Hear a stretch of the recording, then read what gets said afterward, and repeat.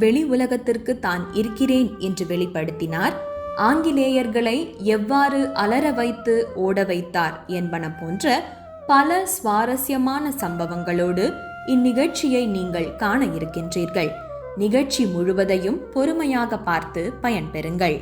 முதலில் இந்த அம்மன் யார், இவரின் பெயர் என்ன, இவருடைய சித்து விளையாட்டுகள் என்னென்ன என்பதை விரிவாக இப்பொழுது காண்போம். அமைதியாக அமர்ந்து சாந்த ஸ்வரூபிணியாக காட்சியளிக்கும் இந்த அம்மனின் பெயர் கொல்லாபுரி அம்மனாகும்.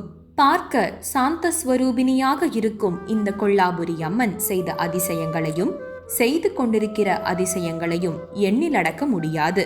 அவற்றுள் சிலவற்றை மட்டும் இப்பொழுது காண்போம்.